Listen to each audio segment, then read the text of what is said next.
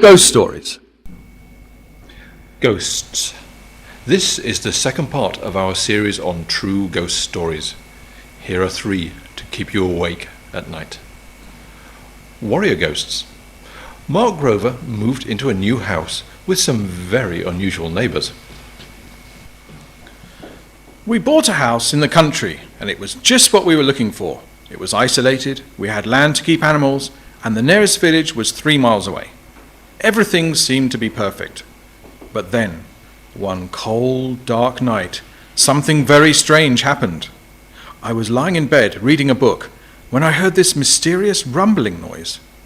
I quickly turned off the light and moved slowly towards the window. Then I took a deep breath, pulled back the side of the curtain, and peeped out. But now the noise had disappeared, and all I could hear was the distant sound of an owl. The next night it was exactly the same, and the next, and the next. Eventually I became desperate and decided to investigate. My first stop was the local library. The chief librarian, Mary Margate, had been living in the area for more than 40 years, and she had the answer. "Oh, you're in the old house down the road, are you?" Miss Margate said, with a knowing look in her eyes. "Well, you're not alone. The last people who stayed there left because they couldn't stand it any longer." "Stand what?" I asked, desperate to find out what she was talking about. "The ghosts of the Roman soldiers," the librarian explained. "The Roman soldiers coming back from their terrible battle." "Roman soldiers?" I repeated in disbelief. "Yes, that's it, Roman soldiers. In about the 4th century AD, there was a big battle just near here between the Romans and the ancient Celts. The Romans were defeated. What you can hear at night is the sound of the Roman soldiers returning from battle with their wounded soldiers. They carried them on horse-drawn carts." So that was it. They were ghosts of Roman soldiers. Well, I thought, it could have been a lot worse.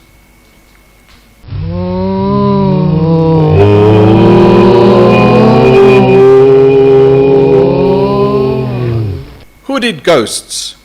Paul Baker disturbed some ghosts in his village in the American state of New England.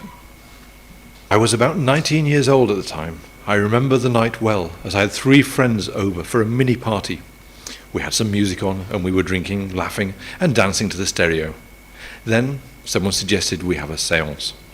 It seemed like a good idea, and we all sat down. We went through the usual ritual of making the room dark, lighting candles, and sitting in a circle touching hands. For an hour and a half we tried stupid stuff like trying to summon celebrities like Marilyn Monroe, JFK, and John Lennon, but nothing happened. Eventually we got bored and we stopped. "I'm just going to the kitchen," I said, and left my friends there while I went to get some more drinks. Once in the kitchen, I opened the fridge and took out a few Cokes. Then, just as I was closing the door, I noticed something out of the back window. Looking out towards the woods, I could see a line of dark figures. They were waving, and they looked like young children. At first I thought they were saying hello, but then I heard their terrible screams. I stood there for a while, then I ran into the living room. "Come quick, look, screaming children," I shouted. My friends ran back into the kitchen with me, just in time to see the little figures disappear into the woods.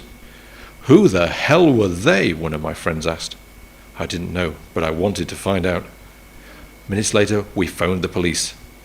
As soon as they arrived, they searched the woods, but found nothing. We never saw the children again. But then, a few months later, I made a very interesting discovery. On a trip to the local museum, I came across a whole gallery dedicated to the terrible events of the 13th of March, 1745. Apparently, and for no explicable reason, 20 children disappeared from our village on that day. No one ever found them, and no one ever discovered who had taken them. But strange screams could be heard coming from the woods at night. Perhaps those figures we saw were the ghosts of the children. I'll never know.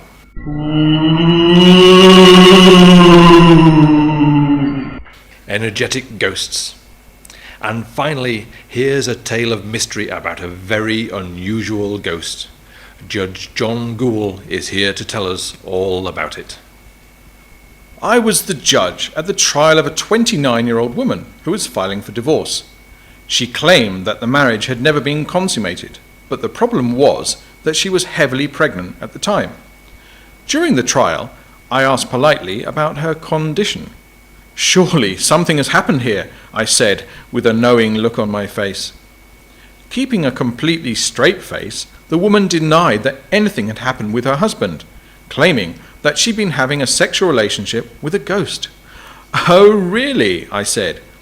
"Has anybody else ever had sex with a ghost?" I asked sarcastically, addressing the courtroom. And to everybody's surprise, an old man at the back of the court timidly raised his hand. I asked, "Hello, sir. Have you really had sex with a ghost?"